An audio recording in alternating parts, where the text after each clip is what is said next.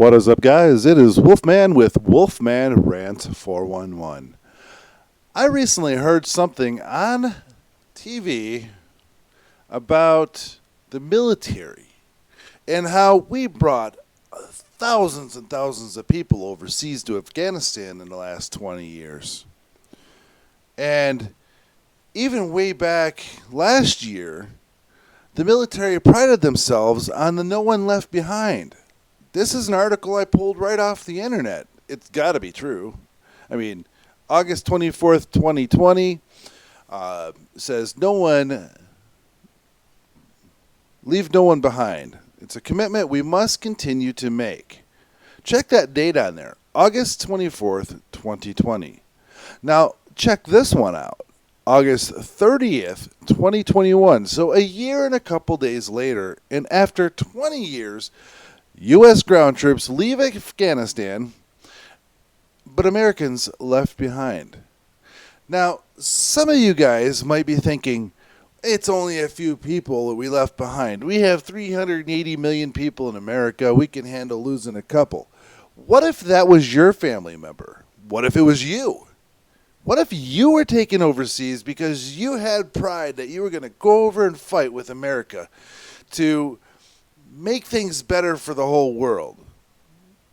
And then they leave you behind like a stray animal on a back road from somebody who didn't want it anymore.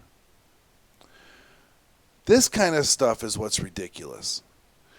There should be no Americans left in another country that was brought over there to fight for our country and just left behind. That should not happen whatsoever. How would you feel if you're the one sitting over there, not knowing how you're going to get home, not knowing where your next meal's coming from, or even if you're going to be alive tomorrow because the Taliban are taking back over? This kind of stuff, to me, is ridiculous. How we can even let this stuff happen.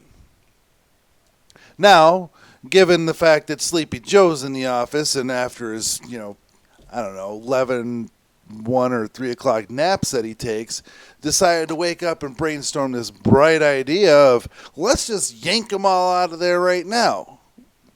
Now, before you guys get all blustery on me, I, in fact, would also like to see the wars over. I would like to see world peace. I would like to see everybody get along in their own way. However, today with social media and videos like this that are so easy to be spread all over the United States and all over the world, there is a lot of different information flowing in way different directions than it used to be able to, or used to could. What I'm trying to get at is there's a few things wrong here, as I've already said. But when social media and other things are involved, it's so easy to mix up stuff up. It's going to be harder to get rid of the hate in the world when one group is saying, screw these people, screw this, screw that, and the people on the other side, the receiving end of that's going to be taking it to heart, like, oh, that's how it is. How many times have you been on the internet and you said, oh, look, it's on the internet, it's got to be true, when it was a made-up story? You were fooled. You were fooled into believing that whatever that subject was a definite thing that was happening for sure. Because somebody was getting humor out of you without you even knowing it. They made a false document or a false webpage or false video on purpose in hopes that the negativity would spread like the news does. It's not always positive stuff. It's not always real stuff.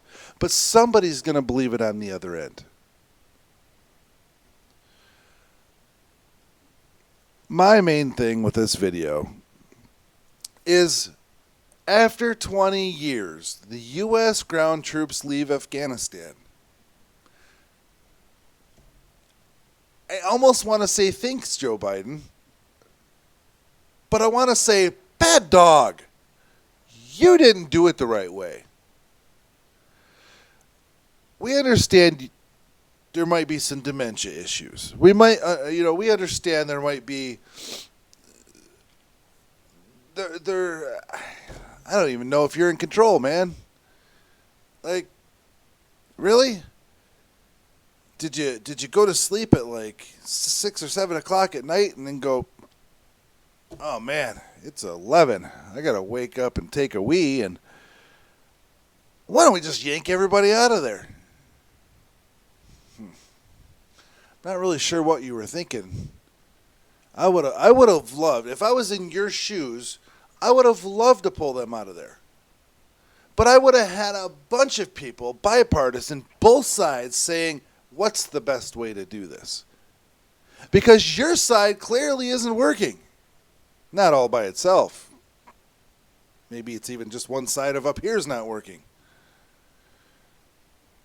And I don't like to be mean to people. That's not my thing. But one person left behind is one person left behind. Think of when you guys were kids and you went to a friend's house or went somewhere and your parents or somebody disappeared and you felt alone. Have you ever went to a friend's house and you really didn't want to be there? And then your mom or your dad or your aunt or your grandma, whoever you're living with, says, I'm sorry, honey. You're going to have to stay the night. We're already in bed. And then you lay there. Sure, you go to sleep eventually, but you lay there thinking of how uncomfortable you feel because you are stuck in that spot. This is nothing like that. You're in another country. When high-profile people happen to disappear, the government's all over it. Oh, we'll give millions of dollars. We'll do whatever we need to do.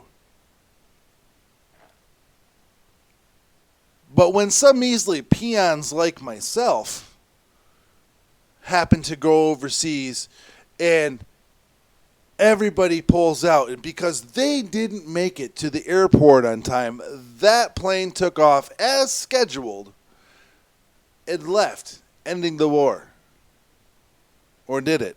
Because now we have a war for people that are still over there. 20 years we were there. Do you really think they're going to say, oh, come get your guys, boys. It's no problem. No, the Afghanistan people supposedly have already turned over to turned over control to the Taliban. What good was that? 20 years. And the Taliban are still there. What, y'all working side by side or something?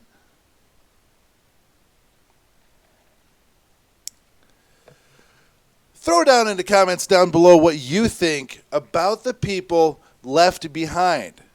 One person, 10 people, 100 people. It doesn't matter. A person left behind is a person left behind.